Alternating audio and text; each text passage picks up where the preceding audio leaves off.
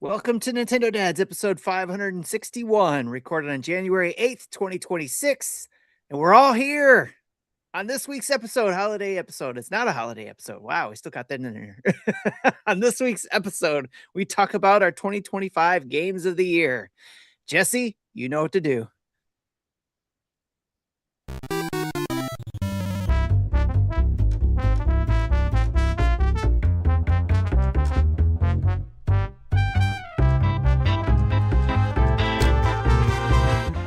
What is up, everybody? It's Marty here with the usual cast of characters from Nintendo Dads podcast. It is what episode is this? 561, and it is January the 8th, 2026. And tonight we're going to reveal to you our top 10 or our top whatever games of 2025. You'll know what I'm talking about here in just a few minutes. And guys, yes, you are not deceiving yourself. Tim and I both got a shave and a haircut. And it took literal years off our lives. Was that 4 bits then for 2 haircuts? Tim looks 25 again. It's amazing. And on top of that, I am recording live tonight from my childhood bedroom. That's amazing. How crazy is that? That's crazy. Yeah, I mean, that's why I don't have all my usual... Not many of us can do that. I may sound a little different because I'm using the headphones and, we're on the road. It's a global show.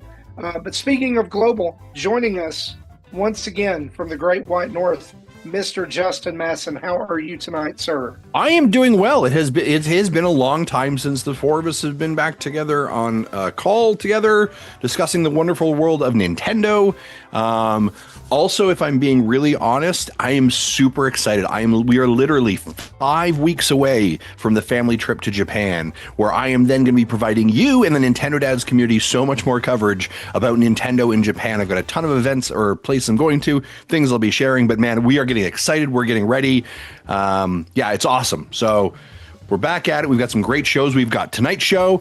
Tomorrow we're doing our fantasy critic draft. Next week we're going to talk about our predictions. And Nintendo just is dropping news like it's, going out of style today. So it's awesome. I'm so happy to be here with you guys today. It's good to have you back. It's you leave a Masson-shaped void in all of us when you leave. I appreciate You're that. the only one who can fill it. So speaking of filling things, Jesse Waldeck, how you doing, buddy? Good. I'm trying to do things behind the scenes here while in real time because, again, Twitch isn't twitching right. So I don't get it. I don't understand it. But if anybody can understand it, it's you. Yeah, I opened a support ticket. Hopefully they get back to me. I tried tweaking some OBS settings to get better bit rate out of a 4K. But so far, no good. So we'll keep trying. Watch us on something else. We're on like a bajillion other things, right? And speaking of Twitch is receiving the signal and makes a VOD at the end. It's just not showing us live. Well, and we're special. Twitch. It's literally it's literally Twitch's job. And speaking of special, Mr. Timoff, how you doing, buddy? I am doing. You. You've traveled back in time. Yes, I look like I do. Actually, you guys are joking. Like Jesse was joking that I looked like 40, and it's like, yeah, it's about the time when I joined you guys on the air, and I had a short beard like this. So it's like going back that far. It seems like. I actually think you were wearing some kind of hockey hat then as well. Probably, I wouldn't put it past me that I did that. Yeah. So, but yeah, I'm can't wait to talk about our top games of 2025, and excited about that. So I won't delay it anymore. Cool, I love it. So after battling sickness for the better part of a week or a half or so, think I'm on the mend. And so look, without further ado, whatever, why don't we just get straight into the news, shall we? Let's do it.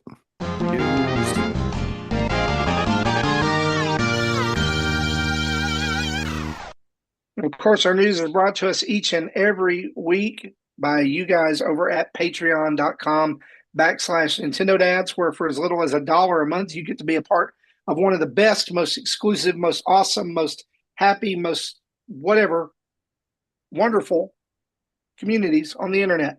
$1 gets you in the Discord, $5 gets you the full slate of sub channels, $10 gets you pre and post show audio, and $30 gets you on the show as a Patreon producer.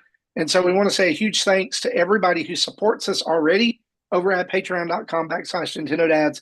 And if you're not already supporting us, the question would be, what's stopping you? For $1 a month, $12 a year. Actually, it's $11 a year, because if you sign up for a year, we give you a month free. And the best part is, over there, you get to find your ad-free feed of the show. It's just for you. It even has your name on it. It's just right there. You comb through the code, you'll find your name. It's there. Don't do that, because then you would find out I'm lying. But anyway, it's just for you. It's special. We made it just for you. Anyway, patreon.com/Nintendo Dads. Go join up today if you haven't already. Hey guys, let's talk some news real quick. Very quick flyover of some things we know that have come out this week. I don't know if you know this, but we're in the year 2026. And yes, we're recapping 2025. Yep, we're in the year 2026. In the year 2026. And when did that happen? Well, here's the deal. It happened about a couple weeks ago, or about 8 days ago. Next week's show, we'll be making our predictions for 2026. Spicy. It's going to be spicy. It's going to be good. It's going to be good. And then this week, we're talking about our 2025 games of the year. But I wanted to lead into our discussion with this fact. I don't know if you know this, but 2026 is a huge year for gaming anniversaries. I didn't know all this until I saw an article, and there are some massive, massive anniversaries this year. 40-year anniversary this year for not only The Legend of Zelda, Metroid as well, Dragon Quest, Kid Icarus, and Castlevania, all celebrating 40 years this year. And also, if you remember, we're still in the 40th anniversary of Mario, because it started at an odd time, and they said that it would carry over into this fiscal year, which is why when you saw the Mario Tennis Fever trailer today, it had a Mario 40 image in front of it. Just throwing it out there. When I go to the Nintendo Museum in 6 weeks from now, that logo is what is on our badge passes, as opposed to the Mii, because it's exclusive stuff they've put out. So we get like an exclusive badge for that time period. I love that. Awesome. Celebrating 35 years this year, Sonic the Hedgehog. Boo! Celebrating 30 years, 30th anniversary this year for Persona and Pokemon, and celebrating 25 years. This will kind of make you feel old, guys. 25 years, Animal Crossing, Luigi's Mansion, and Pikmin. Wow. Yep. Which means the GameCube is officially over 25 years old as well. That's crazy. Well, I tell my son that by the end of the year, the Wii will turn 20, and he goes, "Oh, it's making me feel old already." Now, realistically, like as we look at these anniversaries, and Nintendo is known for doing sort of sometimes something for their 5-year anniversaries. As a realist, like they are not doing something for all of these things for sure. Oh no! But let's do a little bit of a realistic, like what might we think? I do think with the Mario 40 celebration right now, that's a bit of a challenge, because you don't want to like take away from another one. But I do think like Legend of Zelda might get a little bit of a nod, or like a tip of the hat, or mentioned that it's 40 years at some point in 2026. I don't think they say boo about anything else for the 40 years, because Mario is such a high stake. Sonic, they're not going to say a thing about, because it's Sonic. But as we move into like year 30, the Pokemon 30 anniversary and the end of February, when they do their Pokemon Day information, we should be expecting really big. That's also not Nintendo. That's Pokemon Company. Fair enough, but affiliated with Nintendo, obviously. I think we can expect a fair amount of celebration on that day to celebrate Pokemon. And then as we move into like Animal Crossing, Pikmin, and Luigi's Mansion, I don't think we're going to hear much. Marty, go ahead. So I think what you're going to see, this just my 2 cents, is that Pikmin has recently been the rumor of a Nintendo Switch 2 update, right? Not only for Pikmin 4, but for Pikmin 3 as well. That this appeared in Pikmin 3 Nintendo Switch 2 edition appeared as a listing somewhere in some foreign country systems. I think what you'll see is a minor Pikmin celebration. Like, hey, you could play all these games on GameCube NSO and Pikmin 3 and Pikmin 4 with Nintendo Switch 2 editions. Animal Crossing might get a special 2025, or I mean, a 25th year, like little, like, you know how they've got the Zelda stuff and the Splatoon stuff?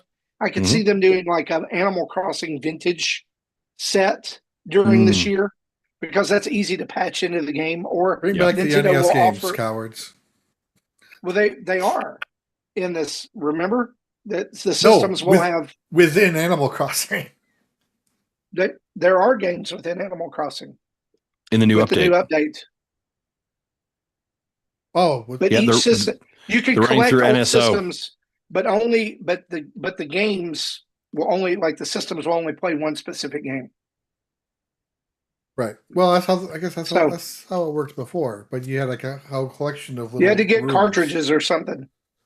Yeah. So anyway, I never played that version, so I don't 100%. So, but I will say, Justin, I agree with you that to the 25 years of Luigi's Mansion, no, we're not.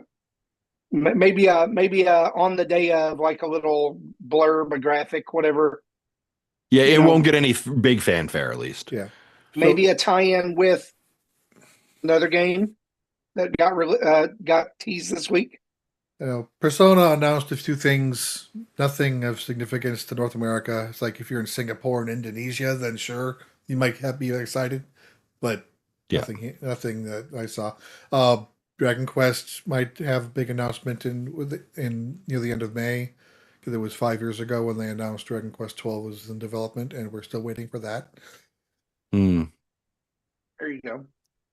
So what I was alluding to with the 25th with Luigi's Mansion is that we did see a pretty good chunk, like an overview trailer today. Was it today? Yeah, it was today or yesterday. It was one of these days for Mario Tennis Fever. Which is released today. Yeah, today, which is coming out February 12th, boasting 38 playable characters. And the reason I said there might be a little tie-in is I imagine there might be a King Boo character there and a Luigi. So there you go. Nintendo also announced, you can go to their socials, by the way, and watch this trailer. They also announced 2 brand new Joy-Con 2 colors, which will be available alongside Mario Tennis Fever, light purple and light green. Again, that will be sold as a set for $99.99 USD. We had already gotten a small glimpse of Fever, but this trailer, did it make you feel any certain kind of way for this game? Yeah, I want to let's sit in this pocket for a couple things. Like, there's a couple pieces of conversation I want to have about both the Joy-Cons and the trailer. I feel like the Mario Sports series in the original Switch, so whether it was soccer, golf, or tennis, I just felt like they always missed the mark in some way. And so I think when I saw, like, I enjoyed Mario Tennis Aces when it was on the Switch. It was, I had a good couple, several hours with it. But when I saw it again, I was like, oh, I don't know. Like, is there enough here? But I've watched this trailer a couple times. I've watched the variations of they've got a pinball versioning of it. They've got the Wonder Seed. They've got all these different rackets. It really feels like they're bolstering the tennis infrastructure that they have. And I think all the characters, everything. So I would say, like, for me, I am cautiously optimistic would sort of be the words I would use regarding Mario Tennis going forward. And I think in some ways the Mario sports games in general, but I'd be curious about everyone else's thoughts too. I don't know that I often say this about a Mario game, but this is one that I'm going to need to see reviews on first. And actually not just reviews. I'm going to need to hear some people that I trust from our community and the podcast sphere that we're in talk positively about this game before I get it. Like, it might be like a month after it's out, I pick it up Yeah. because hey, we're all playing it. It's Yeah. so awesome. Come join the fun. But I got burned by Ultra Smash and Aces. Aces looked fantastic on Switch, and it was fun for like a week, and then it was done. Yeah. And I didn't want to. I didn't want to dig into it any more than that, and I don't know that there was any more to dig into. This would have been a great game to drop that trailer and say, and there's a playable demo out now, to at least get a little bit of like, oh, okay, I see what you're doing here. So yeah, I would say sort of cautiously optimistic. If we get a code before we fly out that day, then I might play it on the flight. But we'll see what happens. Yeah, I got you. What do you got, Tim, Jesse, what do you guys think? I've got no interest. Like I didn't even Timothy? watch the Actually, video. I'm more excited about this one than I was with Aces. Aces immediately did not look like I was not buying it from what they were promoting at the time. And then I was at that time even like I'm gonna wait to see what everybody else says. And sure enough, everybody was just like, meh, it wasn't a big deal. And plus the other thing in this household that even at that time it wasn't I knew there wasn't going to be a lot of people playing the game. So, and I don't think did Aces have online features? I don't remember if it did or not. Where It's a good question. this does, because they called it out for sure. So, because now that my kids are older, they're not as much into playing these type of games with me. They're into playing other types of games more. Sammy's more into the violent games. Sophie's Yes, into there was online okay. for Mario Tennis Aces only through standard matches, doubles, and special tournaments. Okay. Well, it wasn't enough for me to get it, so we did eventually get it, but I never played it. So, I'm looking forward to this one, especially because of the single player campaign too. That was 7 years ago already. Mm-hmm. Yeah, it was the first one out of all the sports games for Switch. Yeah, they sort of after that all like quality went down a little bit more every level after that. Yeah. My problem with the Mario sports games for a long time has been is that when they started out, it felt like it was 70% Mario and 30% sports. Mm. And the problem over time is that has been being gradually rebalanced to more sports and less Mario. Yeah. It's kind of the same problem I had with Sparks of Hope, the Mario and Rabbids. Yeah. It was like the first one was like, here's a lot of Mario and some Rabbids. And then the second one was like, here's some Rabbids and a little bit of Mario. And it just lost the magic. Sure. And so like when I think about a Mario sports title, like I'm thinking about wacky variations, easy to pick up, pop in, pop out, doesn't take itself too serious. Mm-hmm. And it does look like with this one that they're leaning back toward that a little bit. Mm-hmm. But I would also say this, we don't need a new Mario tennis game on every system. We don't, but I think they probably have the metrics to realize they sell. And so, sure. And this is part of we have to have software on their whatever limited budget. Here's the reality of it. The fact they have it in a February time slot as opposed to something like a high volume time slot, you can sort of see the tier of the game that Nintendo believes it to be based on the month that they put it in. Yeah. Let's just put it that way. Like this year, last time I think was like a Kirby game, right? Like this is also typically where we see remakes is January or February or remasters, right? Think about what we're doing here in January. Yeah, Donkey Kong last year, January this year, it's the Animal Crossing 2 Switch Edition upgrade, right? So like we're not talking big things here, and then we begin to build to like the capstone of October, November. So let's swap over and talk about what about these Joy-Con too? I thought this was interesting. Color either way, I don't really care, right? What it is, but I thought this was a really interesting, like we sort of had these statements of before of like, if they put out new Joy-Cons, which we believe they will, like what are they actually doing for the color? Because it's so subtle, right? The color's on the inside. If inside handheld, you won't see it. Other than the sticks will have a very slight And so I think I was having a conversation with Jody about it, and I said, I think what it does by keeping very subtly that way, it still remains sort of a very premium looking product, if that makes sense, right? It's still, I mean, you put it beside something like the Steam Deck or some of these other high-end handheld PC systems, it looks highly premium. And Nintendo, I mean, that's really what the Switch 2 is. It's a step up, premium, matured product. And I think we're seeing even just the matured games that are coming over with it through the third party. And so I think in some ways this is Nintendo sort of making a claim of like, we are creating a more premium, more clean, more crisp looking console that we believe is at a premium. Thus, we're also charging you a little bit more of a premium to be able to get there as well. So I thought this was a very interesting statement. And because we've had conversations almost all year of like, what will a new Joy-Con look like? There you go. It's just the color inside. Just like Nintendo had to convince people after the Wii, which was a blockbuster, that they were not just a casual games company. They are now having to use their Joy-Con and the way that they look, the way their system looks this is my theory. All right. This is my 2 cent theory. All right. They're now having to use their system itself, the way it looks, to justify that this is not just for kids. Correct. And here's why.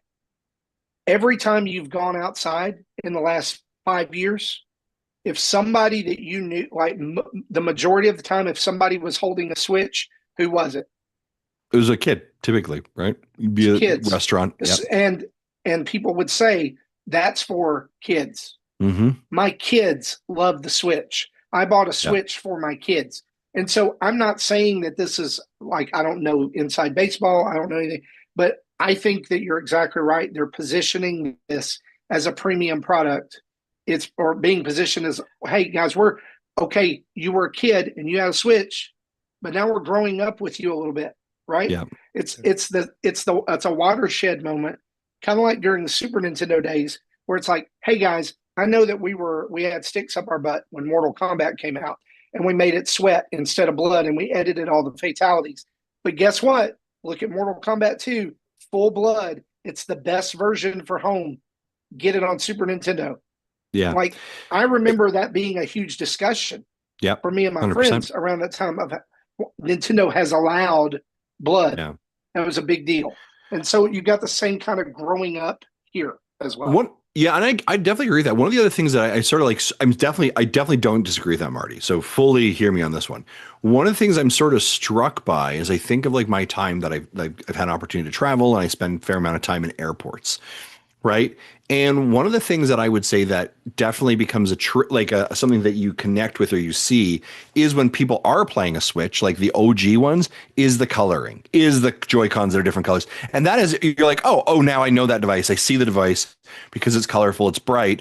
Oh, and that might engage a conversation. Hey, what are you playing? Oh, that's cool. Awesome. Right. Like that design and the colorfulness of it, I think actually draws the eye and can create unintentionally or intentionally community around conversations around gaming.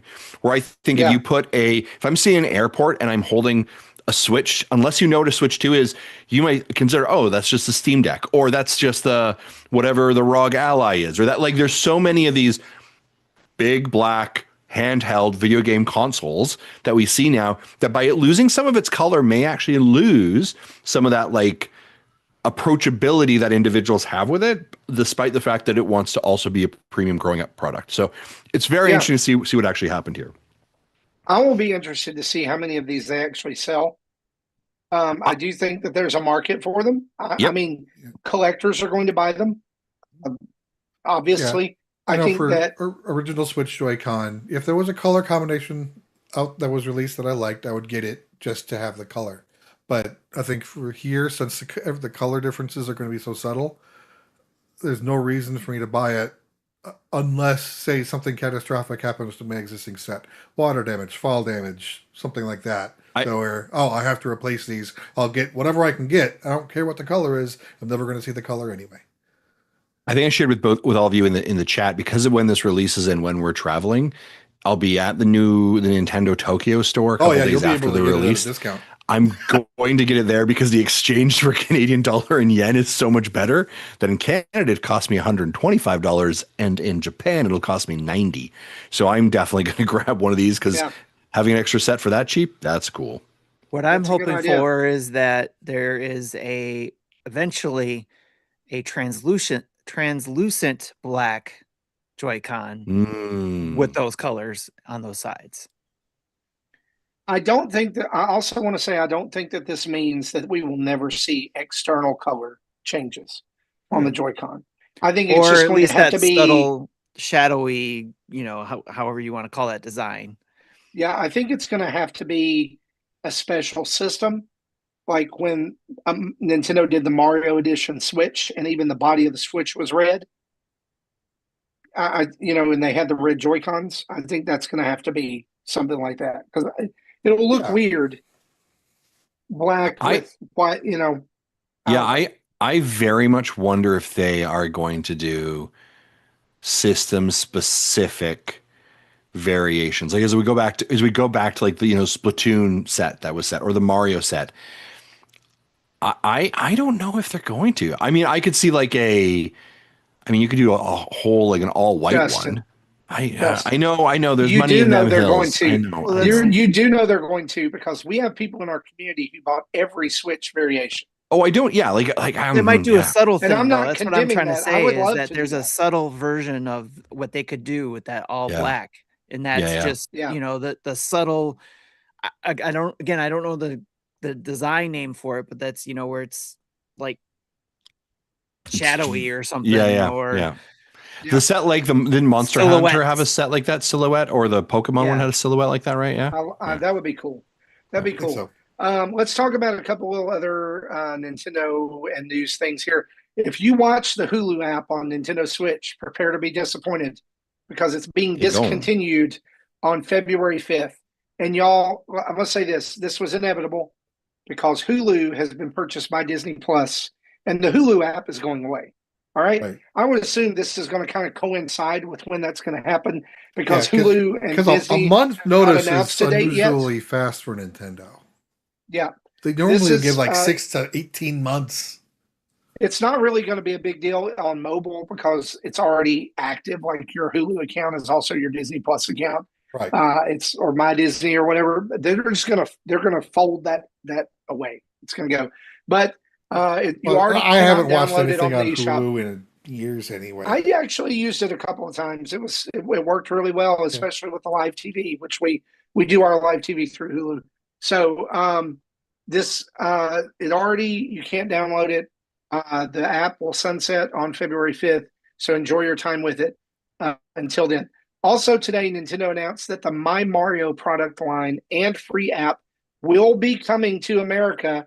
Release dates to be announced, as well as a ton of all kinds of different like stuff coming. Now, I know that some have a release date, but there are still some that are future release dates to be determined. I think Yeah, let's two talk. Two sets of the blocks. Yep. Or February 12th, right? I've got a press release right here, Okay. actually. So this is the My Mario collection coming, and you'll be able to get it in Nintendo New York and Nintendo San Francisco on February 19th. And it's all about encompassing experiences, products, and apparels created to put smiles on the faces of young children.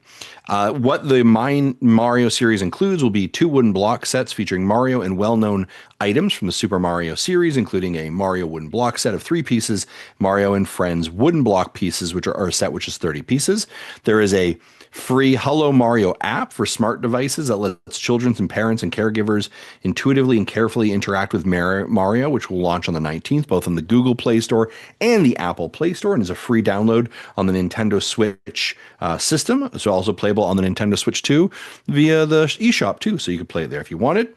There is a My Mario Stop animation series called It's a Me, Mario, available on the My Mario website and an official Play Nintendo YouTube channel. There'll be a collection of apparel for infants and toddlers. There'll be an interactive Hello Mario board book published by both Nintendo and by Penguin Random House. And there'll be some stuffed toys that includes fun rattles and cuddly plushies.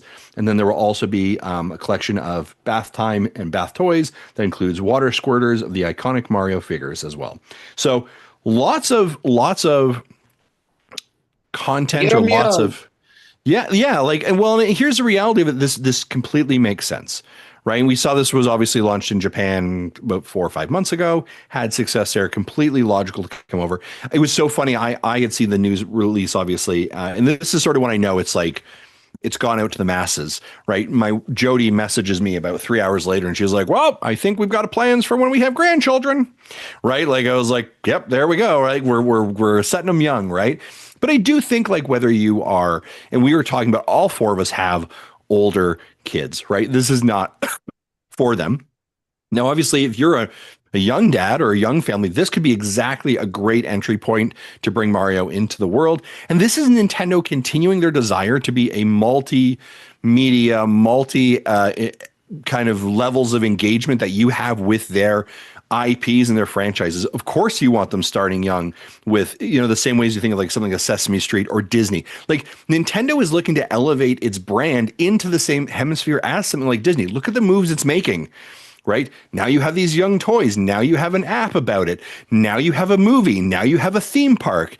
Like, these are Disney playbooks, 101s that Nintendo is modeling. So this is absolutely no shock at all. And I think it's a logical next move for them.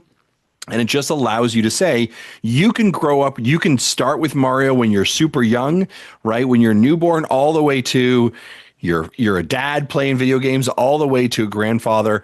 It's part of your life. It's always with you. Mario is for everyone. Mario's for everyone. Exactly. And we saw this also, I want to call out, in the Thanksgiving parade in Macy's, right? So Nintendo continues to bring this presence of it, and I think this completely aligns with it. And these are like, PS, if my kids were young, I'd be broke. Well, and I want to say this, though. You mentioned the My Mario videos. Those are already available. If you Google My Mario, the website that comes up will give you information about the products that are available, but you can actually watch the first 6 mini movies already on the website, or like you said, play Nintendo on YouTube. They're already there as well. Go ahead, Tim. I love how this is still all part of that wake, if you will, of Iwata, right? Mm-hmm. All that planning and the playbook, if you will. Mm-hmm. Just it's awesome. This is what the quality of life stuff is. Yep. 100%. It's just not your quality of life, right? Not a vitality sensor. The first thing that I thought when I saw that these were coming here was, I really wish that I'd had something like this when my kids were little, that age, because the stuff that we had back then was crap. It was not good. There was like maybe like, we didn't even have amiibos. I mean, my son loved the Jack specific Mario figures. I can't tell you how many of those we bought, because he would pull an arm off or twist the head wrong or whatever. He had like Mario, Luigi, Bowser, all those guys. And then he got really heavily into Mario plushes. And so we have like every Mario character ever known to man as a plush. And now he's giving them all away to his niece and nephew, which is pretty awesome. But I wish we'd had something of this caliber back then, that we weren't hunting down random claw game plushes to get a cheap or whatever, because my dad, he would buy him Mario plushes off Amazon, and we got some of very dubious quality.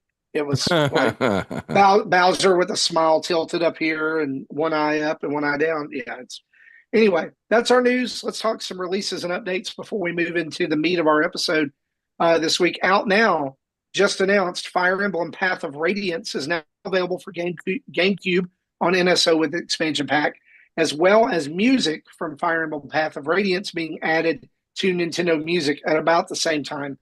Also, Shadow Drop this week, Suika Game Planet, which is the sequel to the viral puzzle Suika Game, is out on Nintendo Switch for $2.99 and Nintendo Switch 2 for $3.75. There's no upgrade path. I've already purchased this. You'll hear about it later. Also out soon next week, Animal Crossing New Horizons 3.0 update and Nintendo Switch 2 edition. And then following very quickly, Final Fantasy VII Remake Integrate on the 22nd, Cult of the Lamb Woolhaven DLC the same day, Dispatch 1 week later for Switch and Switch 2, and then Dragon Quest VII on February 5th. And by the way, there is a demo out for that right now, and Jesse has done a playthrough of that over on our YouTube channel. So if you're curious, go and check that out. And then coming up, kind of rounding out February, Mario Tennis Fever is going to be out on the 12th. Resident Evil Generations Pack and Resident Evil Requiem on the 27th. Screamer may be coming to Switch on March 26th. Mega Man Star Force Legacy on the 27th of March. And then 007 First Light has been delayed to May 27th, South of Midnight, Spring 2026. And still out there, Nebulous, Indiana Jones and the Great Circle, The Adventures of Elliot, The Millennium Tales, and Mina the Hollower. So as usual, don't forget to check out our YouTube channel for nearly daily Let's Plays, videos, unboxings, all kinds of stuff. You'll see all kinds of game footage over there to help you decide whether or not you want to play a certain game. Folks, that is our news. Let's skip straight into our top 10 of 2025. Let's do it.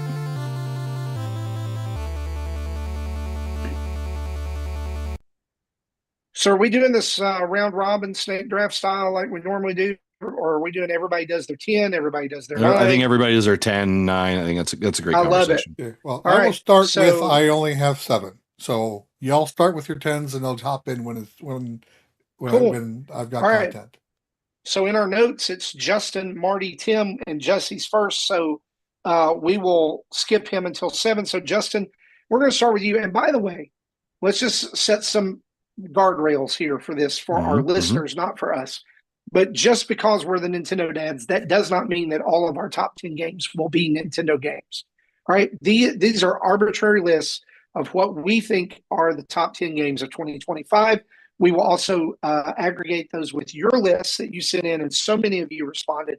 Thank you so much for that. And we will have a definitive Nintendo Dads top 10 list that's put together by you, our community, and us by the end of the show. And we will post that as usual, as we normally do. Tim usually does up some nice, wonderful graphic for that and makes everything just look so nice. And Tim's so good at that. But so thank you, Tim. I'm going to get out of the way. Justin, let's go. Let's start. Yeah, so we're going to do honorable mentions at the end. Yeah. Yes. Okay. So my number 10 is Donkey Kong Country Returns HD. This was put out in January of 2025. Of course, this is like the third iteration of the Donkey Kong Country game, but I really love the fact that it played really well on the Nintendo Switch. Moving over to actually sitting and playing with a Pro controller, it felt very, I love Donkey Kong Country. I remember playing Donkey Kong Country Returns on the Wii, and the waggle controls and everything just did not feel great. This was really kind of a return to form and very much felt like a good comfort food. The platforming was challenging. Is it perfect? No, but I had a ton of fun with it. And that was kind of all I needed it to be. And so starting off with my number 10, it has to be Donkey Kong Country Returns HD. Nice. Marty, what about your number 10? All right. My number 10 for 2025 is Street Fighter 6 on Nintendo Switch 2. It is fantastic and such an absolute value that you get year 1 and year 2 content for the price of the game when it came out. There's a ton there, including the single player campaign where you create your own fighter. And y'all, it looks and plays, I'm going to say it, it's flawless. It's so good on Nintendo Switch. I was blown away, and that is as somebody who had it for PS5 and barely touched it. I love this game. Street Fighter 6, like between it and Mortal Kombat Legacy Collection this year, old school fighting game fans were eating. And so that's my number 10, Street Fighter 6. Tim. So mine is on the same vein because it finally came up on the Nintendo Switch. It came up on Nintendo, and that is EA Sports Madden 26. That's my number 10 because I was able to play that on the go. Yes, it's not top, PlayStation 5, Xbox graphically, but pretty darn close. Yes, there's some issues when you're trying to play online, I think I heard, but I don't play online. When I'm playing on my handhelds, in handheld mode, I'm playing, my career mode or whatever, but I also got into the whole, Ultimate Madden stuff. So that was the first time I got into that, even though I bought Madden games previously that had that. I never really got into that side of the Madden series. So, It's the I one am that's just so highly happy. microtransaction-y, right? No. You can do it without it, You but ca it's On the highly mobile it encourages it. is. Y On mobile, okay. It's on mo Yeah, I haven't spent any money on it. It's mainly just playing games and, doing training and doing, challenges, and you get points and, packs and stuff like that. So Tim, is there I any word on whether or not don't they're think going I'm to gonna buy release anything. a DLC where Nicolas Cage is John Madden? That that would probably come out when the movie comes out. That would be amazing. So, but yeah, that's why I wanted to put that in the top 10 because it's If they just can change the model finally of Peter Parker, they can change the model of Madden. Sure, why not? finally Madden is on a Nintendo console, so and Love especially it. a handheld console. Going to be surprised. I'm surprised that it was, or be honest, I'm surprised it was not higher for you. But let's go back to Justin, number 9.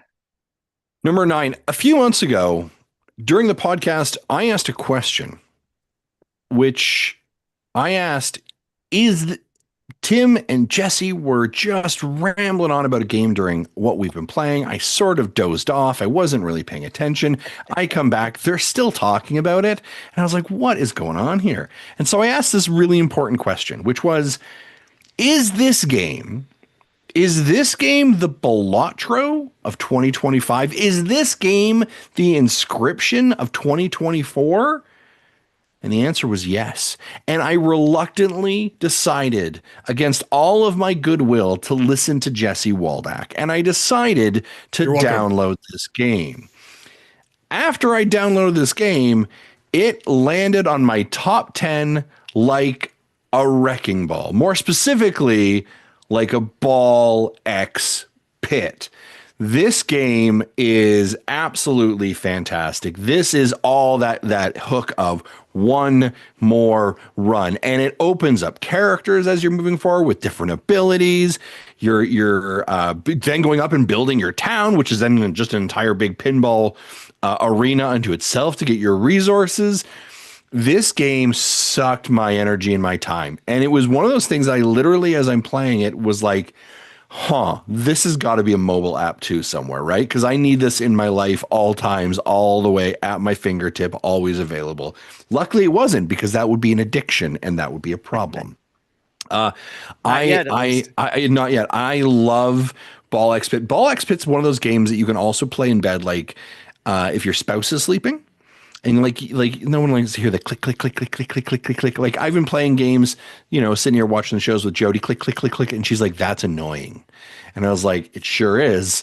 But Ball X Pit, you can just put on like auto fire, and you're just moving the sticks around. It's not even making a sound. You don't even know you're playing a video game, but you are getting closer and closer to reaching that goal, which is right in front of you. And so Ball X Pit is my Have you number unlocked the last 9 character yet? No, and I hate you for telling me to play this game, and I hate the fact they're giving out more DLC for free and doing updates and all of those things.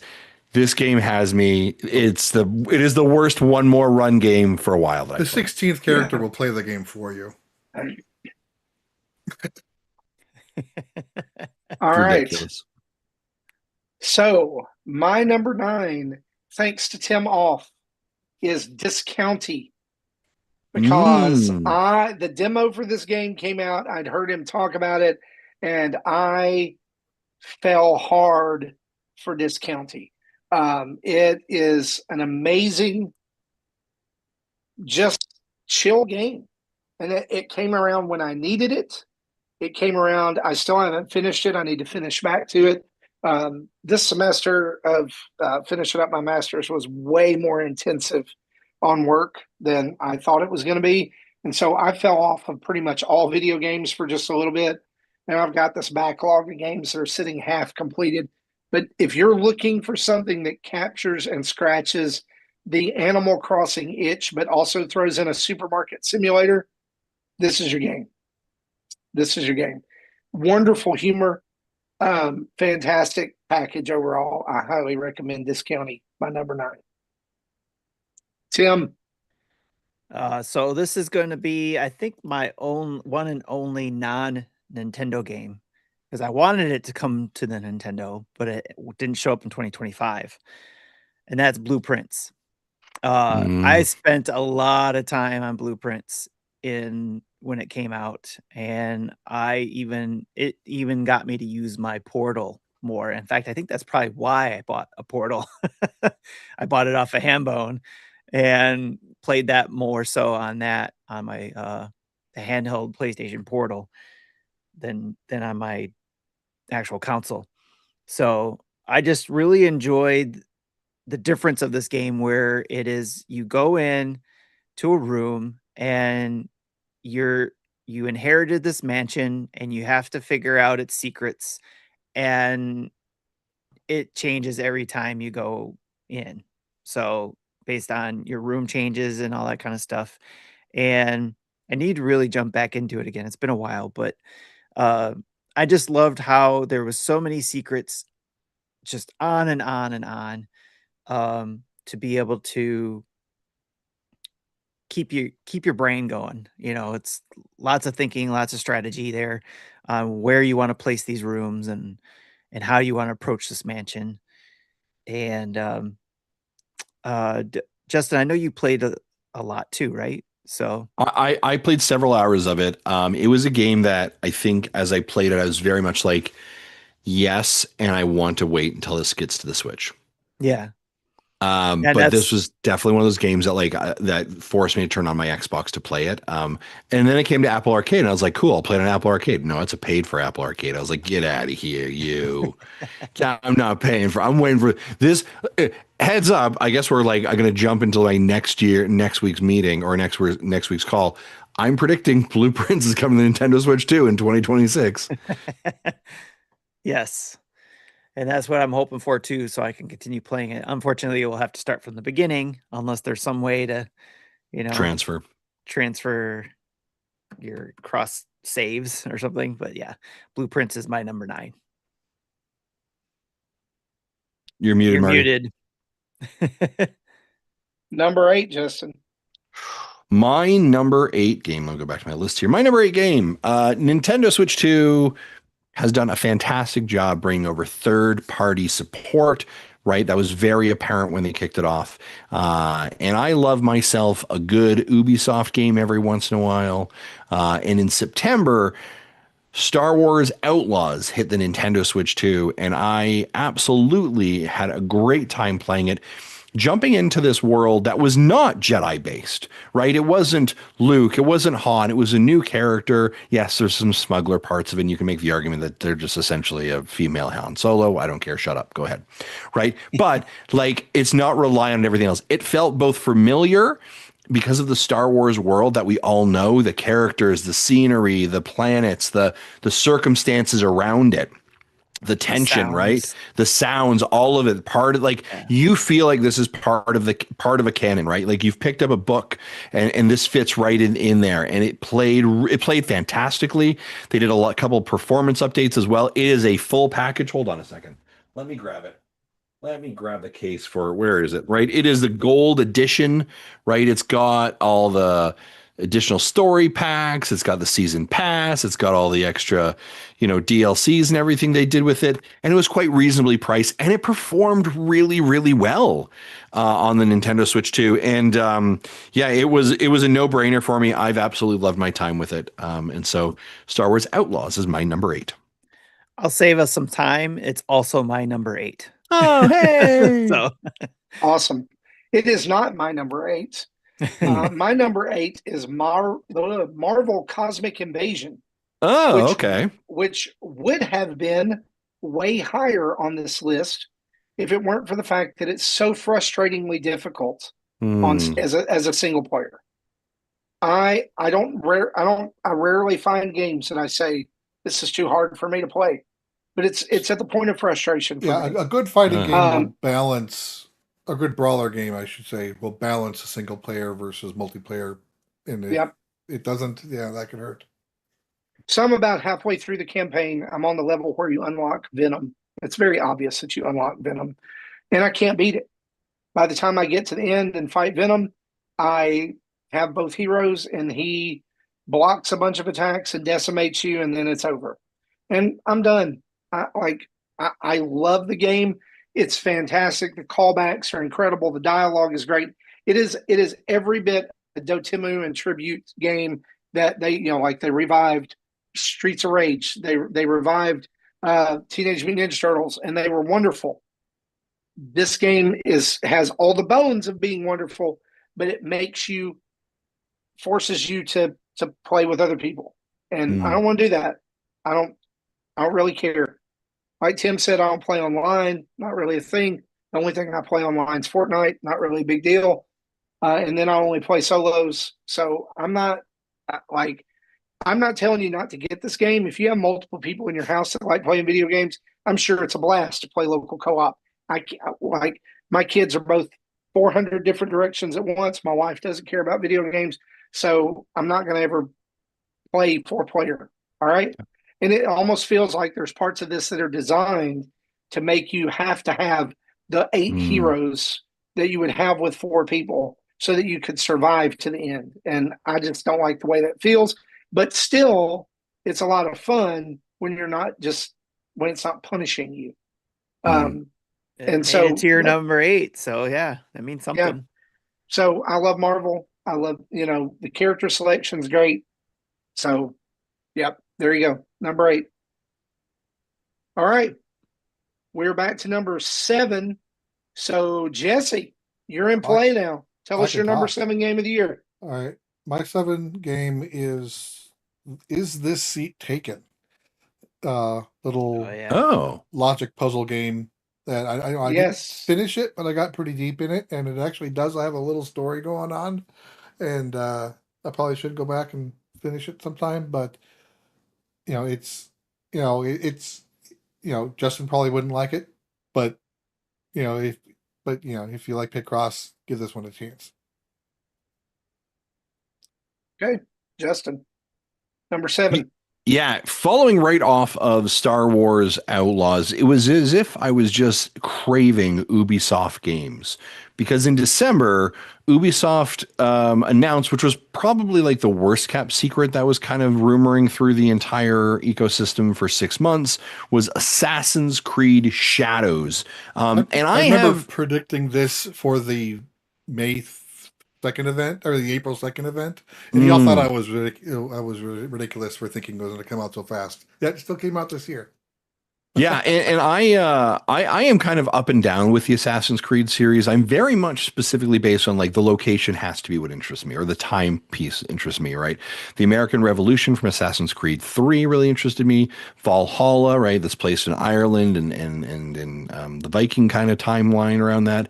And so Assassin's Creed Shadows, right there, is placed in Japan. And one of the fascinating things I like about this is the fact that you get to play as 2 different styles, 2 different characters, and the timelines they have around it. The game is absolutely beautiful, similar again to Star Wars Outlaws. Whatever Ubisoft has figured out on how to like work with the Nintendo Switch 2 console, they have done that incredibly well. It performs really well. They're doing updates for it as well. There's a ton of content in it. Reasonably priced game. I've absolutely loved it. Yeah, that's why it was my number 7.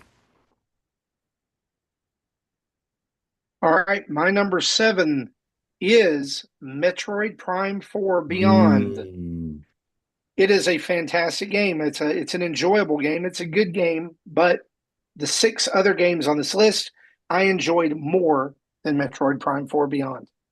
That's my story. It's number 7.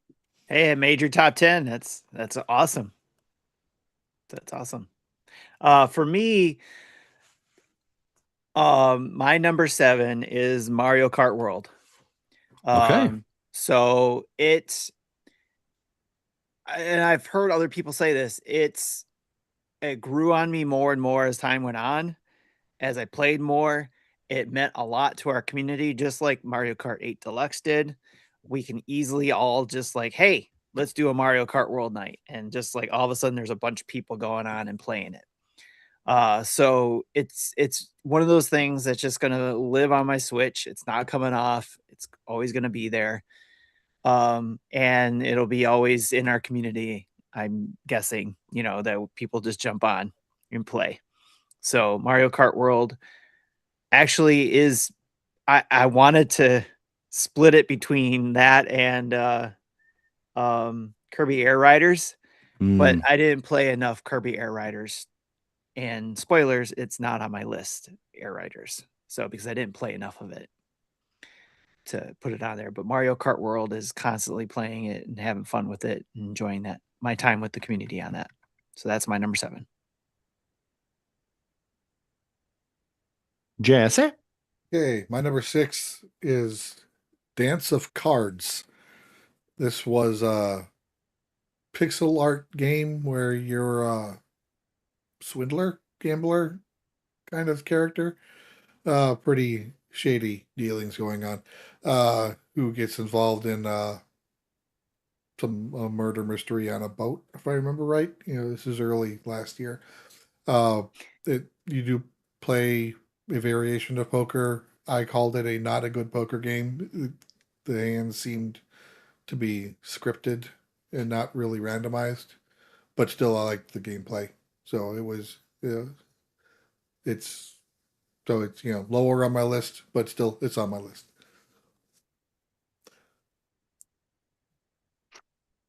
Okay, my number 6. I'm going to tell you of my entire list. This game provided me the most turmoil about where I was going to place it.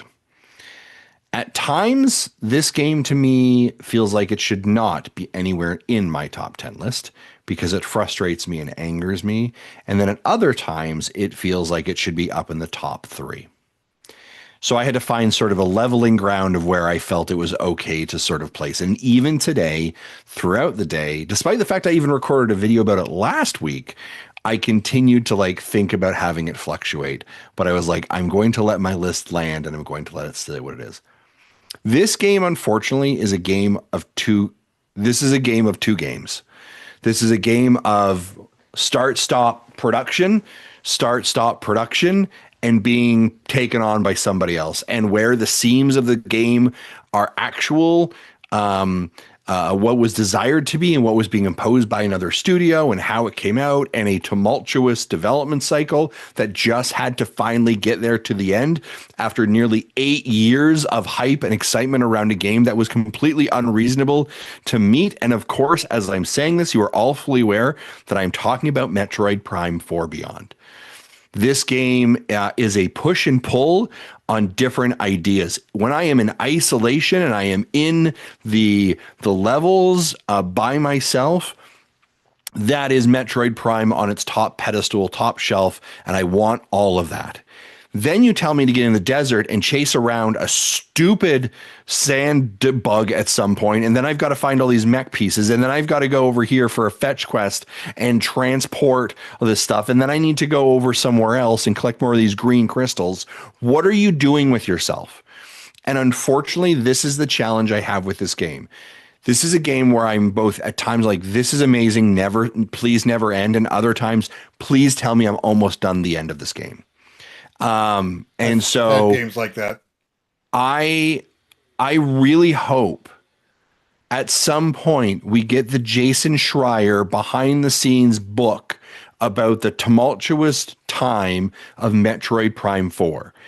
Amen. When it's great, it is top shelf amazing. When it is not, it is, what are you doing with your life and what are you thinking? And I will move on. I'm sorry about my soapbox rant.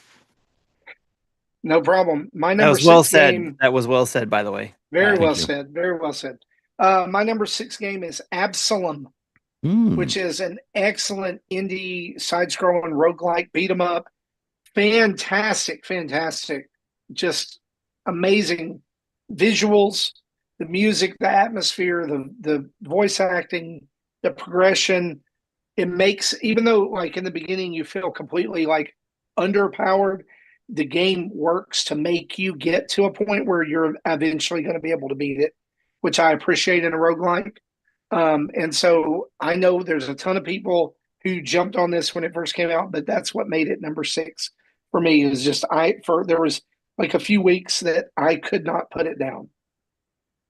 That's an honorable mention for me because it was in my top 10 at one point and just kind of fluctuated with other things and it just kind of find it's actually at number 11 on my list. So again, well said on your part on Absalom. And that is one of my it beats out for me right now because I haven't played enough of it.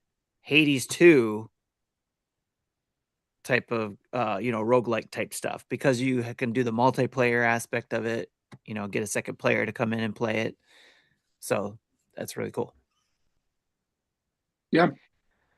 So my number 6, it is Split Fiction. Because I'm playing that currently where I think we're almost done with my friend Scott, and I'm enjoying the heck out of this game, especially being able to play with a friend of mine who we've been trying to look for a game to play together. And this has been awesome to play. The story is fantastic. You're a couple of ladies who are writers who are going to a facility to work with a company to get their stories out in a virtual reality type setting, but they find out that this company's actually trying to steal all their book ideas, and you build on that story from there. The amount of different mechanics you are getting to play with in this game are just fantastic. And when I talk about any of these games in my top 10, I wish I had more descriptive words to say for a lot of these games. So, or be able to describe how I feel about these games. But Split Fiction is one of those games where get a buddy, get your spouse, get even one of your kids that can handle this type of game, and give this one a go. Because I believe this is one that should be played together. Either locally or like my friend and I, Scott, we're playing online, which is another great feature to have to be able to play a game like this, a co-op game together like this, a story narrative game like this together, which is cool. So It's Split fun. Fiction is number 6. Yeah, it's funny, Tim. I actually picked that up at release, and I was really excited to play. And I was like, "Oh, Jody and I were going to play this game together." We tried to do a little bit of Takes Two together. She wasn't loving it, but I was like, "Oh, maybe Split Fiction will kind of do it." And I kind of like forced her. I was like, "Hey, let's play this game." And she's kind of been apprehensive, and she did not love it. She was really struggling. She's very much like a Stardew Valley platformer, like just the additional kind of mechanics around it. And I was like, man, I want to play this game with someone. And then like Morgan came up, I was like, you know how to play video games. Sit down. We're playing for half an hour. So There you go. it was good. Nice. Yeah. All right, Jesse, 5. My number 5 is Plants vs. Zombies Replanted. Hmm. I remember playing the game when I first got my iPad. This would have been like 15 years ago now, and loved it. And this is just the same game, just as fun with HG, with more side things to do. Again, I don't think I finished it. I think I got into the nighttime of the backyard, which was near the end of the game. But still, I had fun with it, with what I did play. So, Plants vs. Zombies Replanted. Justin. Yeah, my number 5 is we kind of pull in the space. I've spent a lot of time talking about third-party games that were sort of like the draw for the Nintendo Switch 2. And I think that there was probably no game, I think, in 2025 from a third-party developer at that launch window that did a better job of drawing people's attention and showing and highlighting the power and strength of the Nintendo Switch 2 more than Cyberpunk 2077. A game that, may I remind you, 5 years ago had to be pulled from the PlayStation Store because it was so bad. This was a game that literally, one of the reasons that the joke around Stadia was I wasn't going to buy Stadia, but I was really interested in Cyberpunk 2077. And their deal was, if you buy Stadia, we give you Cyberpunk 2077 for free. And I was like, done. Fantastic. And I tried it. and Stadia didn't work as great as I wanted it to, and my internet connection wasn't as great as I wanted to, but I really wanted to be in that world. So to finally be able to play it in handheld on a system that it runs fantastic on, you can make adjustments for performance and quality. The world that they have created, putting it on your big screen TV and seeing all the HDR, seeing all the options that you have for it, the fact that it includes the Phantom Liberty, all the DLC, every update they've made to it. And then the fact that like there's a note in the case from the developers about thanking them for it. The fact that PS it's all in one cartridge. I'm looking at every other third party developer right now. The fan service that they shared for it was absolutely amazing. This was a showpiece, a masterpiece, and this was also a game. There were some folks in our community who were playing it, and I had an opportunity to chat with them. Like this was such a, oh my gosh, I'm stuck here. What do you do? Or hey, have you tried this quest? Or it just it showcased the product so well, but it also reminded you how incredible of a team the CD Projekt Red is in what they do. And so that was absolutely, I think I sank like 35 hours into it, and there's so much more that I'm going to continue to do. And it's also like, oh, I want to go back and do, I was a corpo, but now I want to be an Outlander, right? I want to be a street thug. I want to like all of those pieces around it. So yeah, that's exactly it. If you haven't picked it up PS, like it went on sale for 75% off during the holiday break. You get it for like $15. Are you kidding me? Cyberpunk 2077, also not okay to play with kids, just as an FYI. Not kid friendly. Not kid friendly. And my number 5, also maybe not good to play with kids, and that is Ed Boon and John Tobias finally heard my pleas from across the internet and gave us the Mortal Kombat Legacy Collection. This is everything that I was wanting out of being able to play these classic games on modern consoles, and then they backed the dump truck up and gave it even more. Like, I just wanted the arcade versions, but I never would have believed that we would get versions that had every home console version and handheld version of Mortal Kombat, Mortal Kombat 2, Mortal Kombat 3, and on and on and on. It's limitless. The online works so well. There's the crypt that lets you like see character backstories, and even like backstories of like the movies about how the game was made. Digital Eclipse did a fantastic job collecting everything, and so it was easy for this game to be in my top 5. And so I was always a Mortal Kombat guy over Street Fighter anyway. So that's why it's not 10. So yeah, number 5 for me, Mortal Kombat Legacy Collection. Tim? All right. My number 5 is a game that I played earlier in 2025. It's an indie game called American Arcadia. Oh, yeah. I played that one. It was basically a story about a guy in the 70s where he was very boring, living a very boring life, kind of, and everybody just kind of treated him that way. But you come to find out that he's actually living a what was that movie that was about following the guy on TV when it was The Truman Show. Truman Show. It's kind of like that.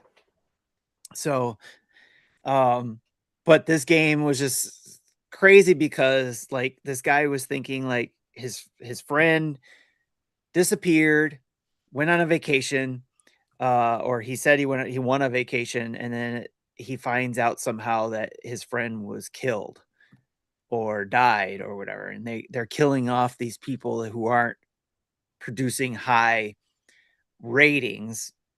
And there's this conspiracy that he starts diving into and finds out that, yes, there were people who escaped this, what he thought was reality, the 70s reality. And when you escape, you're actually in, the 2020s. And so it builds on that. You're this guy who's trying to beat the system, and there's people who are trying to help you beat the system and escape the system. And it's a lot of fourth wall breaking as well, because people are watching you do this because they're still filming you do this. So you're watching it from that kind of perspective. And then you're also, the other thing that was really cool is you're playing it from the perspective of the people that are helping you. So you help guide this character through these puzzles and ways to escape areas of this TV set, to get through and figure out this narrative story as well. So, and that was really cool because one scene, I think I talked about it when I was talking about playing this game, that I remembered that I really liked, that stood out to me, was the person, this lady that was helping the guy get out of this situation. Police are coming to her office because she actually works for the studio that helps get this person on TV. The police are investigating everybody at the company as to who's leaking or who's helping this guy. And the detective comes over and starts questioning you, but right in the middle of you trying to help this guy escape from a certain tight situation.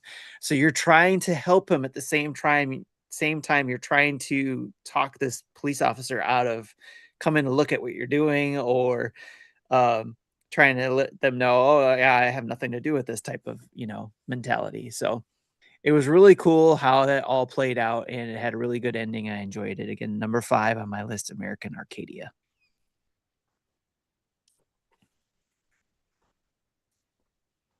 Okay, All right, Jesse, back to you for number 4. My number 4 is the other poker game from earlier this year, or last year. It's All in Abyss, Judge the Fake. This one I found to be a better poker game. It was more randomized. I call this poker with abilities.